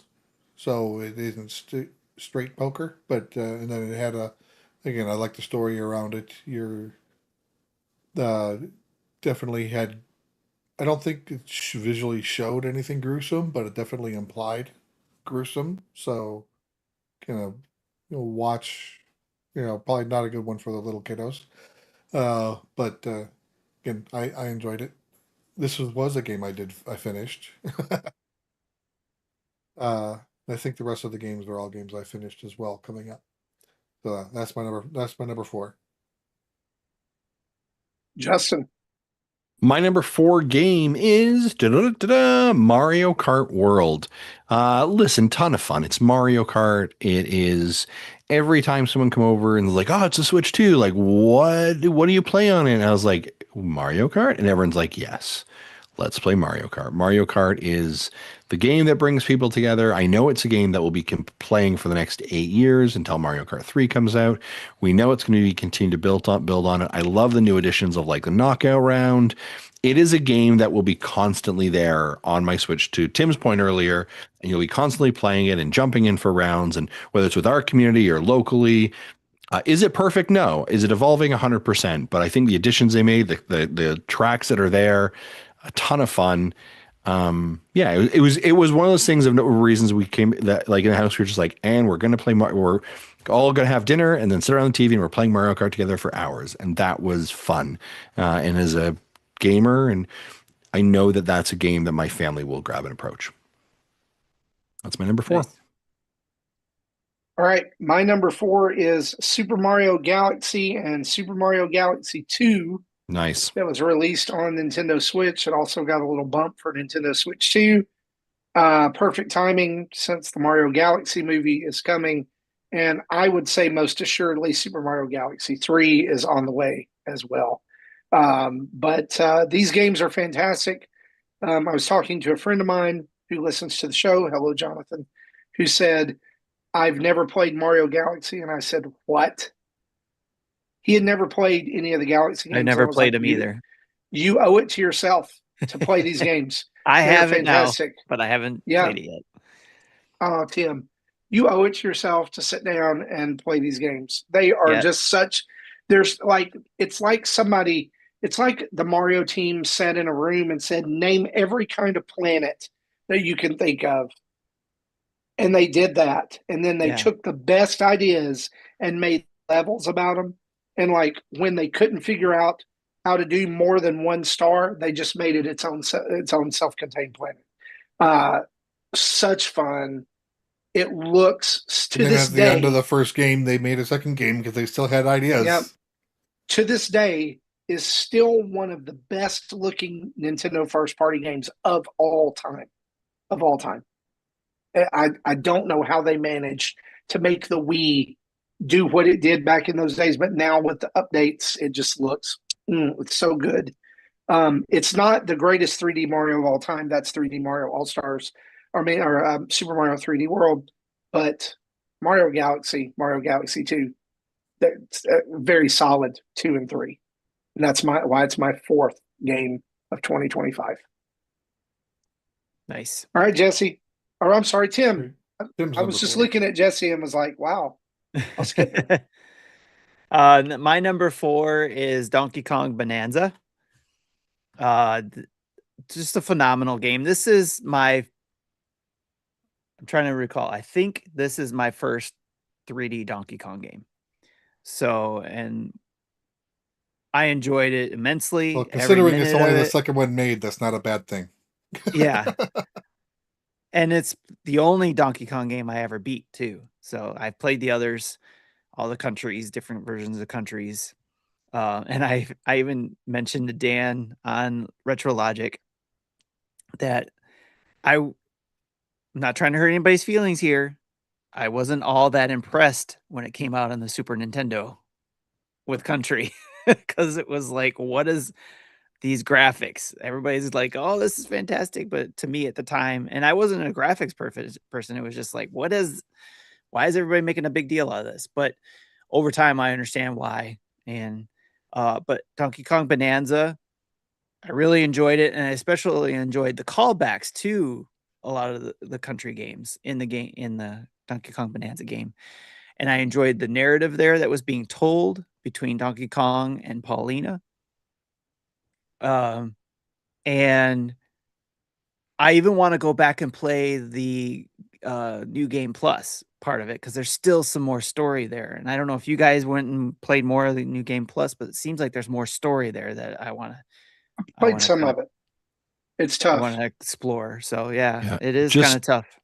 Just Tim, for curiosity regarding your dislike for for Donkey Kong Country for the Super Nintendo, do you prefer that we send your final check with us directly to your home address, or do you want to just like e-transfer? Like, what's the best I'll way just to step do out right that? now. I'll just Okay. step out right Just want to validate. This is just so much easier. And excited that we're announcing a new help position open here at Nintendo Dads.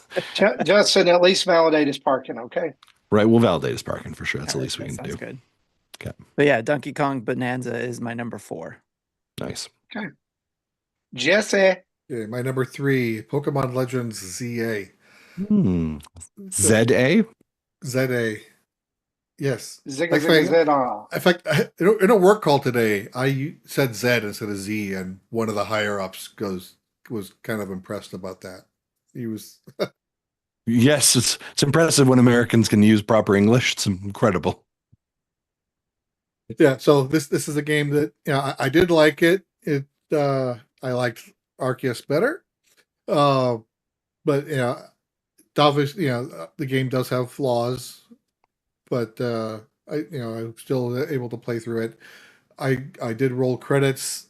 There is some post game content that I didn't get through yet. I do want to do it at some time, and then there's the Mega Dimensions DLC that I also want to play at some point. But at least in terms of base game, my number 3.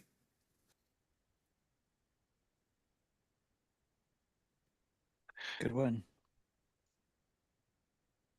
My number 3 game is Hades 2 is my number 3 game. This is such a fantastic game. Is that Super Giant? I think it's Super Giant Games had a masterpiece in Hades. Then to bring it to Hades 2 to the Nintendo Switch 2, it runs fantastic. The voiceovers are amazing. The animation is fantastic. It is another game where it's one more run. You continue to build the world as you're exploring it. You're getting more unlocks. You're getting new weapons. You're planting crops that are used for spell. Like all of it just builds and builds and builds to these amazing boss battles and fights. And as you're gaining these boons and these additional specials, like you just like feel like, oh, I'm walking this room, and this thing that used to be really hard for me, it's just like, get out of here. I'm done with like three hits to get out of here. All right, we're moving on to the boss. And so it builds such an incredible time playing that game. So Hades 2 is my number 3 game. All right. My number 3 game that will come as no surprise to anybody who knows me is Power Wash Simulator 2. The only reason it is not the number 1 game of 2025 for me is that the first 2 games in the number 2 and number 1 slot to me are so good. But this is everything that you love about Power Wash Simulator. They turn it up to 11. It's fantastic, so much fun.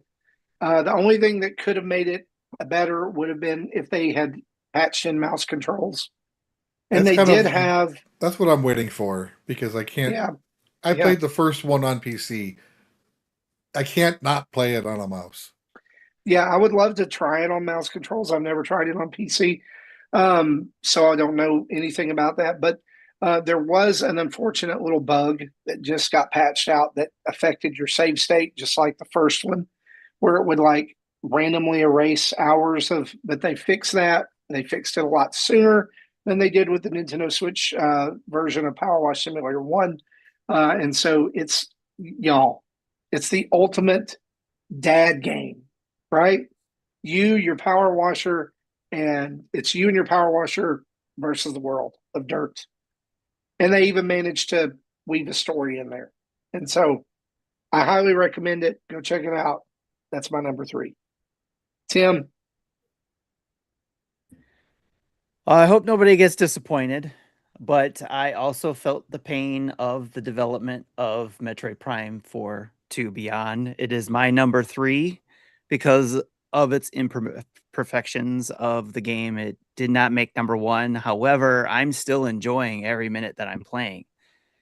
But you can tell that there's room to grow, and I hope, I pray that they give them the chance, Retro Studios, to develop the game from start to finish for Metroid Prime 5, so that we can see they got all this stuff. They got the feel for the Switch 2, all that kind of stuff.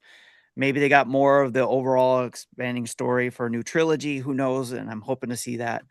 And again, I'm enjoying Metroid Prime 4 Beyond for what it is, but it makes me more excited for what's to come in the future. And that's why Metroid Prime 4 Beyond is my number 3. Yeah, I mean, we've talked about before, but Timmy, I agree with you. Like, I would love to understand, like, what did they have to take over? Like, what was their like Retro's DNA, and what was, I think it was Bandai Namco's DNA. Yeah. Right. I'd love to sort of know, like, because I almost feel like there's a statement of like, well, here's the assets that were created over the last 4 years, and the frames and the things, and like. And by the way, we still need this game out in like 4 more years from now. And so here you go. You had to sort of like work with the tools you're provided. It reminds me of like the Apollo 13 mission, right? Like there's that scene where they're like, here's the tools they have inside the spaceship, make the thing that works. And they're like, well, it worked. Wasn't pretty, but it worked. So I'd be curious. Yeah, and last week I talked a lot about that game too, about where I felt a lot of people were dissing the game in the wrong way. In my opinion, obviously people can diss it however they want, but I thought it's still Metroid Prime. It's an exploration game first before it's a first person shooter. And I think a lot of people were expecting first person shooter, first, where you're going to spend a lot of time exploring. Prime has never been a first person shooter. Right. Yeah. But there's a lot of new people coming into it. So I don't know if that's why it's such a low numbers. People are just like, I don't get this, or what have you, and we won't know what the numbers are unless it breaks that million, so we'll see. Yeah, well, the thing is, it probably has to break 1 million on a single system. If it's 700,000, 500,000, we still may not know about it. True. It's a great call. Yep, that's good. We'll find out next month. Yes.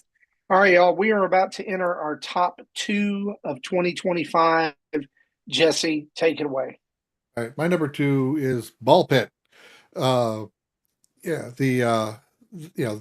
type of gameplay historically I'm not a fan of. I didn't like Hades. I didn't like Lost in Random. Uh, there's other games like that I tried and didn't get into very much, but this one's for some reason sucked me in, and I like my kids were over during Thanksgiving, and I had this playing while I was having conversations with my kids. I couldn't put this game down. Yeah, so that was my number two game. Cool. Justin. Oh, I'm gonna be honest with you. My number two and my number one on any given Sunday, I feel like I probably could have swapped. And I really like, I had to sit down and I had to really like evaluate and check and consider about like what and think about my gaming time in 2025 and like literally like what are the memories, what are the things that are like standing out with me, that are sitting with me that I'm recalling easily, and the emotions and feelings around it. And so two games sort of like came up to the very top of it as well. Um, my number two game is Donkey Kong Bonanza. Is my number two Ooh. game. Um, I absolutely loved my time with Donkey Kong Bonanza. Everyone plates their bets on number one. I love I love the Donkey Kong character. You are all fully aware of this. The feeling that game gave me. I said it before. Like when I was playing that game, it reminded me of when I reviewed Mario Odyssey, which was I was smiling the entire time playing it. It was such an absolute joy. Literally, my mother-in-law would come upstairs and I'd be playing it. I'd be like, "Oh, I'll turn the TV off so you can watch them." She's like, "No, I'd like to watch you play this game." She's like, "Because it's so colorful and so interesting, and just like it's sort of like all the colors and lights kind of like clicked for her, and she loved watching it, right? Like, and actively, she was like, other games, she's like, "Why don't you go back to the one with the big ape in it?" And I was like, "Okay, I like this." Um, I thought they did such a care and love to the Donkey Kong franchise. There's no doubt about that. The little tips, the hats they did, the evolution of it, even the new design of Donkey Kong. Um, and now, of course, they have the boss rush mode and the Emerald Island rush mode in there as well. There's more in that world. It's absolutely incredible. This is a very special game, and I really, really hope that what this does is this demonstrates that this is like in the future, we're going to have Mario 3D worlds. We're going to have a Donkey Kong 3D game. Like we're going to just like it can be elevated to that echelon. And I think that Nintendo is really vesting in Donkey Kong. We've seen that this year for sure. Not only with the games, also now with the park. I suspect a movie soon, right? Like, so Donkey Kong Bonanza is my number two. Cool. It's also my number two. Okay. I cannot tell you how much I love this game. From the animation to the interactions with the characters to the story with Pauline. And you know what? If you haven't got there yet, sorry. The return of big old King K. Rool, man, that was one of the best moments of gaming in 2025. Was like, this is something we've been asking for since Donkey Kong Country 3, right? Like, where did he go? Well, now we have the story. We know what happened, and now he's back. And that means there's going to be more King K. Rool in the future, and I'm stoked for that. I could not put this game down for when it launched. I finished it about a week later because I just relentlessly was like, I've got to know what happens. I've got to see what's next. That's the way I was at the end of it. It's like I thought I was close to the end of finishing it, and I ended up being up till like 4 a.m. because it kept going and going and going. It's like, I'm close. I'm close. The other thing too is the way that this game fuses music and action is one of a kind. Yes. And they knocked it out of the park. They knocked it out of the park with Pauline's voice actress. They knocked it out of the park with the Donkey Kong like rebranding, like the revisioning of his character. Just all of it, masterpiece, 100%. And there's only one thing that doesn't keep it from being my number one, and I'll get to that when I talk about my number one. But Tim, what about you? My number two is Demon School. Demon School is the game that I got to look at PAX East when we got to go. I got to talk to the developers. And it is just keeps me coming back to it all the time because it is a tactics game with a Persona feel, and there's a good narrative story going on there where you're on an island with in a college that started basically making students take care of their dirty work as far as taking care of getting rid of demons or helping the demons. I'm still trying to figure that out, but in the story. But the tactics part of this is so much fun because of the way you go and play this game. In Demon School, you go in, you get a board. Feels a lot to me, it plays like a lot like chess, where you got certain characters that make certain moves on the board that can make, kind of like your chess pieces, where you can make that L shape with the knight, or you can go diagonally with the bishop. There's certain characters that can do certain things in Demon School that kind of do similar things, not exactly like chess, but you're limited to certain paths you can go, or your abilities can hit at certain directions. And then you have special abilities. But the main thing is that the school part of it is you're in a calendar, you have a planner, you have to get a grade for each battle, and your grade is based on how many moves it takes to beat all of the enemies on the board. And if you do it in the amount of turns and defeat the number of enemies needed in that amount of turns, then you get an A. Anything less is a B or less, depending on how bad you get. And then there's multiple endings, so you can have multiple playthroughs, and just you build relationships in it as well, and those relationships help buff what you can do when you make moves on the board. So, like if you trap some enemies in between you and the person you have a relationship with, you can like take out a whole row of enemies if you line them up correctly. So there's a lot of strategy there, puzzle solving, especially when trying to get the number of bosses to beat in the number of turns needed to get that A grade. And then there's some fun Saturday morning cartoon type humor in there, and it's set in the late 90s, I believe, and there's some references to some 90s stuff. Even like one of the characters was really into movies, and he goes and gets movies from a guy in a van, not down by the river, but just in a van. Oh, I was hoping it'd be down by the river, but no, it's just in a van. that would have been a good callback. That would have been.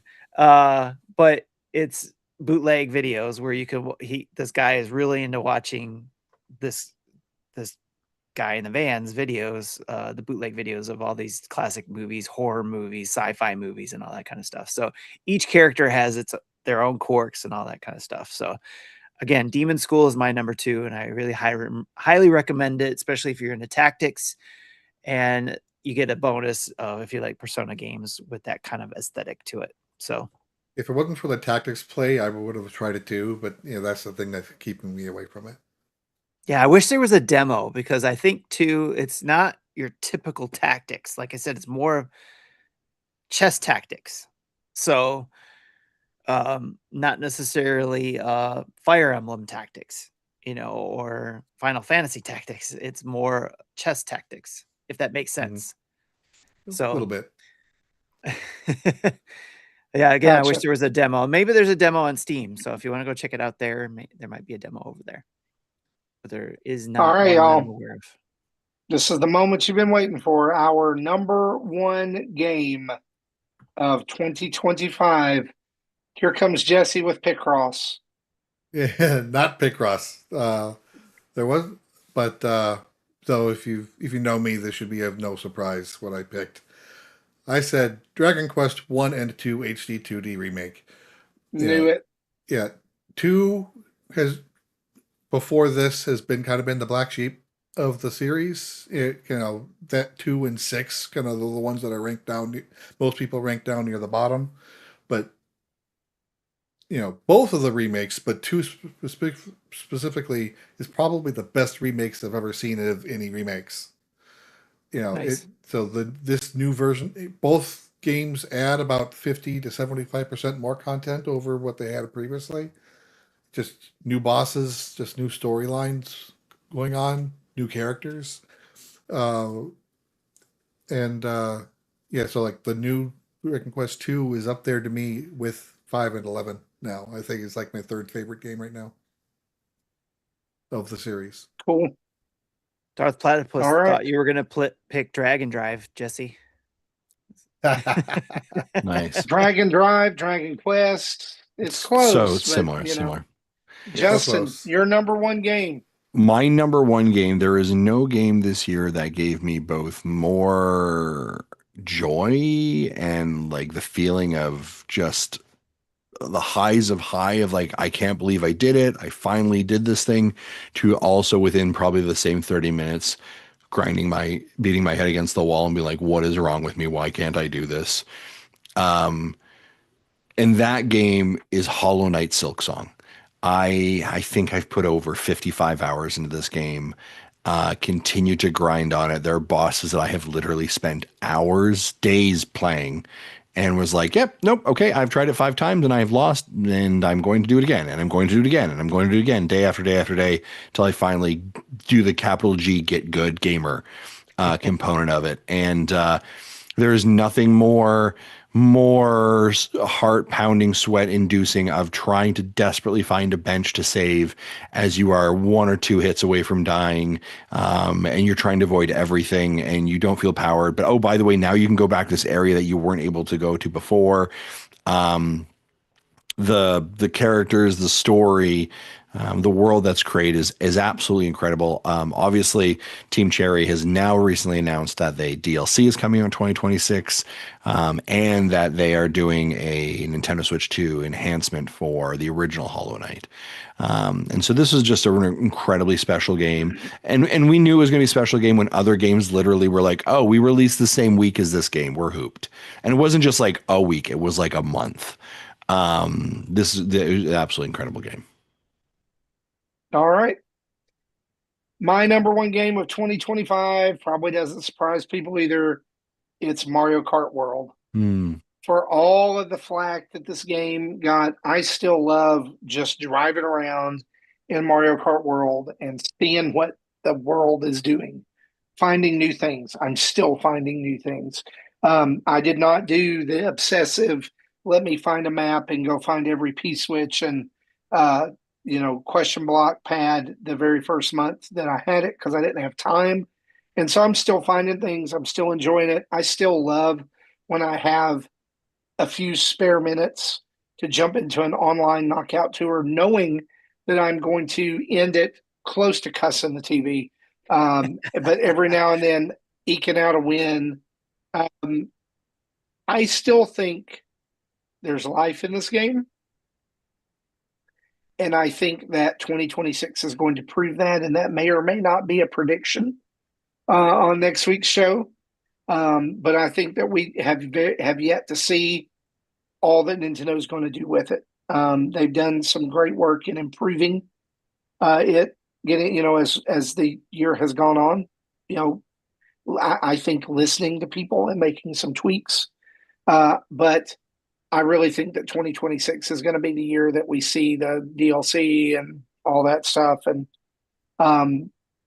still, for my money, like put up against the rest of these games on the list, if people are like, hey, you want to play some Mario Kart World? Yes, absolutely. Every time I'm going to play it, I'm going to love it.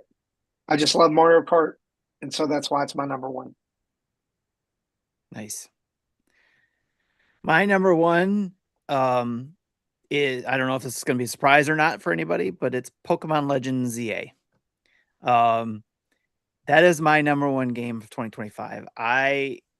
This solidifies that I absolutely love the Pokemon Legends franchise. Arceus is still, to me, the better one as well. Just like Jesse had said for him, Arceus is my number one and is my number one Pokemon game. But Pokemon Legends is the preferred way I like to play Pokemon now, based on what I played in ZA. The only reason why ZA is not better than Arceus is because for me it was the story. And I think we talked about this last week, Jesse, but For me, it was the story. It wasn't on par with what Arceus gave the story-wise. There's probably some other things too that maybe it's just because it was the first one. Arceus is probably better too. Maybe because of the world.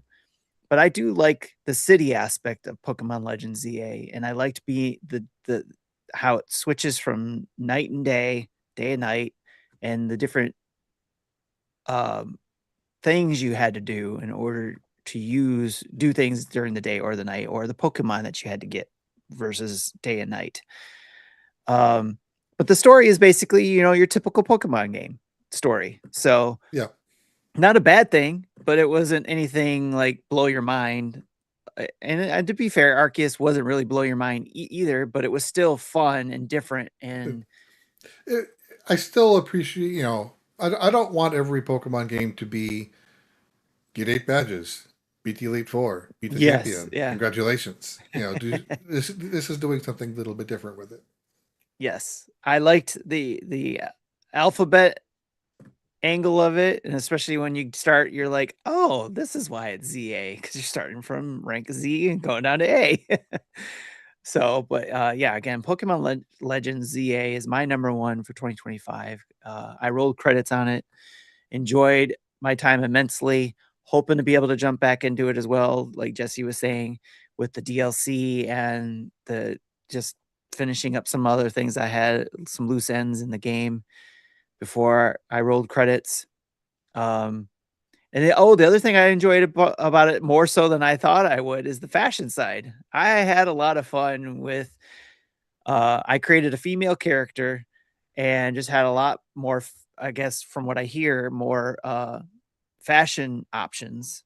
So I'm glad I did that and was able to. I created like every chance I could spend the money, probably more so on getting any kind of stones. I spent it on the fashion. Um, and just had a lot of fun with that. And I took a lot of pictures of the outfits I had for my character. So it was a lot of fun. Well, good deal. Well, that is our top 10 of 2025. Do you agree? Do you disagree? I mean, you send in your list, and do we have the aggregated list, or I are do. we Yep, it's able in to the share notes. that? Yep. Do we Yeah, want to briefly cover honorable mentions just before we jump into that? Oh yeah, sure. yeah. Honorable mentions. Jesse, did you have any of those? No, Okay. because I Just only you? had 7. If I had Yeah. more games, they would have been 8 through 10. Yeah, I'll give you some honorable mentions. I had a great time playing Pokemon Legends ZA. I think I put like 12 hours on it, and then I just dropped off real hard. I think it was by the time I fell asleep during the Extra Life stream playing it. So find that clip. You can see it. It's out there. Power Wash Simulator 2. I enjoyed my time with that as well. That was very much off of Marty's recommendation. And then a couple of ones I'd really put on your radar as well is both Ninja Gaiden Ragebound and Art of Shinobi came out in August, and Yeah. they're both really fantastic platformers and really calling back to sort of that 80s NES gaming with absolutely fantastic games that I highly, highly recommend. Yeah. So for me, a lot of these have already been mentioned, but a couple that weren't. And the ones that were already mentioned, Ball Pit was on my honorable mention, as was Plants vs. Zombies Replanted, but none of us had on our list Hyrule Warriors Age of Imprisonment, which, a lot of people griped about when it first came out, but it actually turned out to be a fairly decent game. Beautiful, beautiful on Nintendo Switch too. And Lego Party, which I felt like did a kind of good job at beating Mario Party at its own game, and having some very chaotic Lego fun with that traditional Lego game humor out there. So those are my honorable mentions. Tim, what about you? A lot of those things that we mentioned throughout, I mentioned those were my honorable mentions, like Absalom, Marvel Cosmic Invasion, Mortal Kombat Legacy Collection, and Ball Pit. All of those things you guys mentioned, they were on my top 10 at one point, but they kind of, as I was starting to rank everything, they fell off. But I wanted to bring those up. One that nobody here mentioned that I wanted to call out was Kunitsu Gami, the Path of the Goddess. I still jump into that and play that every now and then. It wasn't higher up on my list because I still didn't play enough of it. But I enjoy going into that. Is a different style of game. Um, um, I don't even know what kind of game to call it, what kind of mechanics it is, but it's basically just going in and trying to clear the demons from the mountainside. So, and you got to clear it using your character while the goddess is going through and kind of cleansing the areas that you've been in and keeping the demons away from her while she's doing that. So, and shout out to Capcom, because when we did a first look at that, they sent me what's only available in Japan. They sent me that um, collector's edition part of the game that you can only get when you buy the collector's edition of the game over in Japan. They sent the other half to me, which was really cool. So I have that on my shelf as a memory of that. And just again, Kanutsugami Path of the Goddess is one to check out. I think there's a demo out for that too.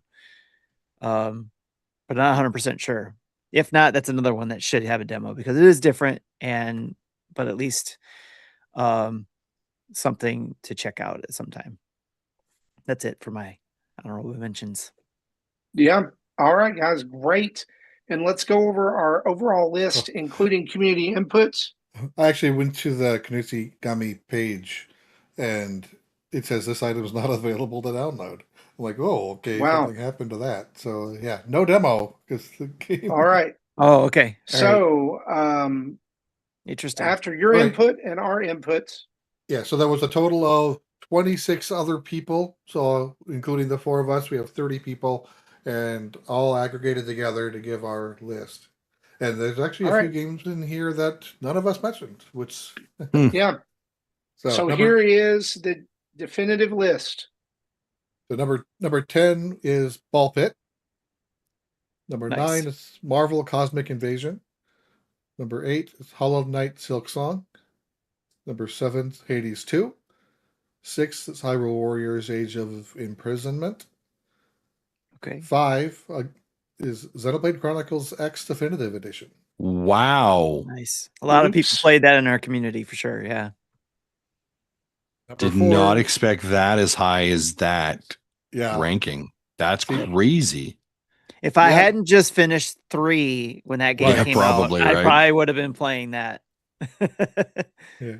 Number 4 is Metroid Prime 4 Beyond. And then the rest of this list probably is no surprise. Number 3, Pokemon Legends ZA. Number 2, Mario Kart World. Number 1, Donkey Kong Bonanza. Yeah, wow. I'm actually fine where Metroid Prime 4 is. It's at number 4. Seems very appropriate. It's very appropriate. So, yeah. Yeah. And ladies and gentlemen, Marty had to drop. He ran out of power literally on his phone or on his computer. He's like, I gotta go. So we were able to get there. Folks, any Jesse, Tim, reactions to sort of that list, that aggregate list? I always think it's interesting to see what else the community has been playing. Anything else? Obviously, we all kind of took a stop of like, wait, what? Xenoblade X Definitive Edition, number 5. Excuse me. Yeah, 8 people mentioned Xenoblade out of the 30. That's crazy. Anything else in here that really stood out for you guys? I'm surprised the Hollow Knight and Hades were lower on the top 10 than I expected. Yeah, 9 out of 30 people mentioned each of those games. Okay. Yeah. Okay. Absalom, we got 11. And Star Wars 12, Kirby Air Riders 13, Split Fictions 14, and Octopath Traveler 0 was 15. Oh yeah. Okay. Okay. Interesting. Yeah, I didn't see a lot of people talking about 0. No. Yeah, so there was a total of 70 games mentioned. That's great. It's a lot of games. Yeah, I mean, I think that's such a testament to this last year, and this is always sort of the scenario that we find ourselves in as Nintendo fans specifically. Is you enter the year and you're like, Nintendo hasn't told us what we're playing. There's no games. It's going to be a bad year. Right? Yeah. And then you come to the end of the year, and like if you look at how diverse our lists are, is a great example of how many different games there were that was available. And the reality is, there's a couple third-party games on there that we were mentioned, the Blueprints being one of them. but not a whole lot of them, right? I think Nintendo had a really full roster. I think the fact that they were able to bring over some really high visibility indies such as Hades and Hollow Knight are great examples of it. And then their continued, or I should say, enhanced engagement and relationship with third-party developers. We've obviously seen that through the work that Ubisoft has done.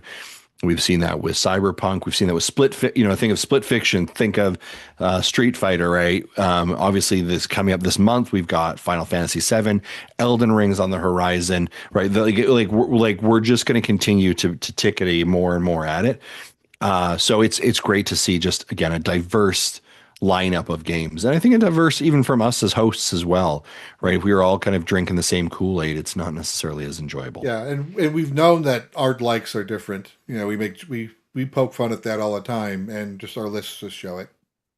That's why it's always fun though when we have games that just align. Sometimes there's one game where it's like we're all like, hey, yeah, this I think is cool. last year, I think both me and Jesse had the same game on like number 4, and we are like, that's weird. Okay, that's not right. The world is surely coming to an end today. Okay. Yes. Well, folks, I think that's a great spot to wrap it up. Yes. So here's what we're going to do, folks, just for an update as to what we will be doing. For if you are in our community, tomorrow, or by the time you're hearing this Friday, we're going to be doing our Fantasy Critic draft. What is Fantasy Critic? Fantasy Critic is sort of like a sports draft, right? Where you draft your favorite teams and your favorite players and you get points for their performance. Well, Fantasy Critic is that, but for video games. So we've got, I think it's 15 individuals in our community who have volunteered and raised their hand. It's a competition we do the entire year. But we're actually going to record the fantasy draft. And so we've got drafts of games that we're going to be putting out there.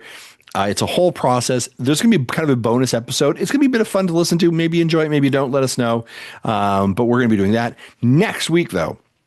Next week is our annual Predictions Champion is You event, which is, if you remember, at the beginning of every year, we predict what is going to happen for Nintendo for the next year. And so our predictions were locked. They were written down, sealed, put in an envelope, put in a metal case, buried underneath Tim's house, and has sat there in this metal case rotting away for the entire year. He's going to dig that up and he's going to bring it into the office. He's going to open it up and we're going to see what did we bet was going to occur. And then we get points and basically score. And then whoever wins the most gets the championship belt, which is currently at Tim's house. Those chilies can't be good anymore. No, those chilies that we put, the spicy chilies we put on them, probably not great. They've definitely fermented. I can guarantee that right now. And if anybody's been watching, if you notice, that belt is not hanging behind me. That's right. It's come down because I know it's going somewhere else. Ooh. So ladies and gentlemen, we know that the belt is changing hands next week, but to who? Who will the belt go? Is it going to be me, your 4-5-time champion, reigning champion of Predictions is You? Is it going to be a newcomer like Jesse or Jesse or Marty, who never seem to know what's actually going on? Or maybe is a third, fourth party that's going to come in and steal it out of nowhere with a top shelf body slam. I don't know, but you need to tune in next week because it is fantastic. Then after they're going to do money in the bank. You can't see me, right? Here's the money in the bank case. Yep. And they're going to take it from me. 100%. After we determine who the 2025 winner is, we're going to jump in with our 2026 predictions as well. So that is a special episode. You're not going to want to miss it. Lots of great content coming up from Nintendo Dads in the coming weeks, and we're excited that you're here. Tim, Jesse, anything that I missed you guys want to talk about? No, I think this is a great episode, and we'll catch up on the other things next time. Probably after predictions. Do you want me to? Yep. This is a little bit topical. Do you want me to talk about Dragon Quest demo? Sure. If you can give me the 1-minute pitch. Sure. So Dragon Quest VII Reimagined is the second remake of this game, originally out on PS1, and it came out on 3DS. The thing about Dragon Quest VII is it's known to be one of the worst games for first fight. Oh, okay. Originally it was 2.5 to 3 hours, and 3DS was down to about 2 hours. Because in the original, where you start, there's no monsters. When you portal to the other world, then you get the monsters. So I was wondering if they were going to speed it up a little bit. They do a little bit. So it was about an hour 20 before my first fight. Okay. Anyway, so and that's actually available on our site. You can check it out there, correct? Yes, I did a 4-hour live stream. Didn't do the entire demo because I was getting tired. Ended up I was like 20 minutes away. But I was also reading things that weren't being voice acted. So if I wasn't doing that, I probably would have finished it in about 3.5 to 4 hours. So Yeah. You were the voice actor. yeah. So, and I'll mention this real quick too, that by the time you're listening to this, if you're not watching us live and you're listening to our show recorded, there will be a let's play, or excuse me, a first look of Fairy Tale Dungeons, a game that I played and did a first look on. I actually did it and it was supposed to be out today, but I had some technical difficulties. So I had to re-record it, but it was fine because I'm actually having a lot of fun with that game. It is a deck building roguelike game based on fairy tale manga series. Okay. So I did a lot of research on that and I was like, oh, I might have to read that. So, and I don't know if Roger's into that type of thing. There is an anime. I'm not sure how many seasons, but Yeah, they're So it's created by Hiro Mishima, who's very well known for that series. And I know there's a spin-off they did for like another show. And this game is actually like he calls it a side quest to that series. So it's like uses it's a lot of fan service. It's a lot of fun with the deck building, roguelite elements. And I can tell, even though I'm not familiar with a lot of the characters, that everything that pops in, all the different characters and all the different guilds these wizards from the series is more fan service. So if you're into the fairy tale series, go check out that game and go check out my video on the first look. Awesome. Great. All right. Well, folks, ladies and gentlemen, we're going to wrap the show up here. We're going to start heading into transition. I'll do our closer here. First, a huge thank you to all of our Patreon producers. We did some amazing things in 2025. We had an opportunity to head out to PAX East, where we spent time together demoing some amazing games, brought that content back to you. We had some exclusive content there. We met with some of our amazing Nintendo Dads fans, had an opportunity to hang out with them. It was such a special thing. Thank you Thank you for allowing us the opportunity to do that in whatever support that means, whether it's financially through Patreon, whether it's a Twitch sub, whether it's just following and liking and subscribing and promoting our work. Those are incredible things for us. And we are so thankful for the work that you did in 2025. Also, we had the Nintendo Switch 2 launch, a ton of content that we pushed out during that time since the Nintendo Switch 2, and we continue to, thanks to your support and your engagement with that community. And of course, I would be remiss if I did not mention the amazing work that was done by our Extra Life team, who raised over $5,000 for Children's Miracle Network hospitals across North America. That is real money helping real children and real families. So thank you for that. Thank you for being a supporter in what we do. We greatly, greatly appreciate it. We're excited for 2026. We've already got some pretty big content coming up. We've already talked about my time in Japan coming up here in February. You're going to get exclusive Nintendo Dads content from Japan for me and the places that I'm experiencing with a Nintendo Eye perspective. We're excited to bring that to you, and all the amazing content that Nintendo is delivering and continuing to partner with us as well. So we're excited for that. As I mentioned before, big thank you to our Patreon producers, Dave Ernstbergs, Jacqueline Amira, and an anonymous Patreon producer, and for all of you who are over 100 additional Patreon subscribers as well. Next, a big thank you to our over 16 Twitch subs. That's right, if you got Amazon Prime, you've got Twitch Prime, we could love that sub.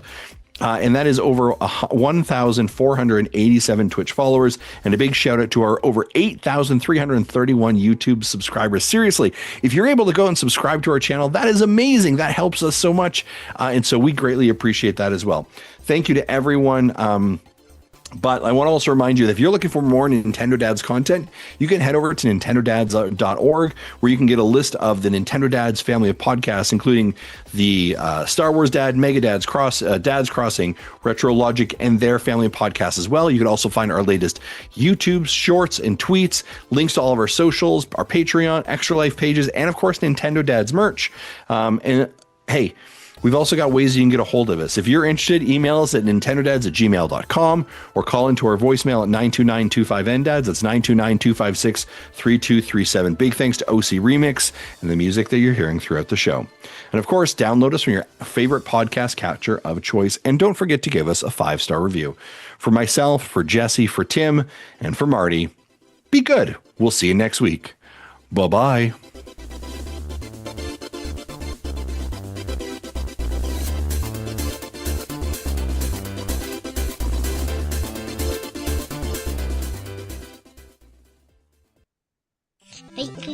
listening to Nintendo Dads. Do you know who I am? Nintendo Dad's Podcast.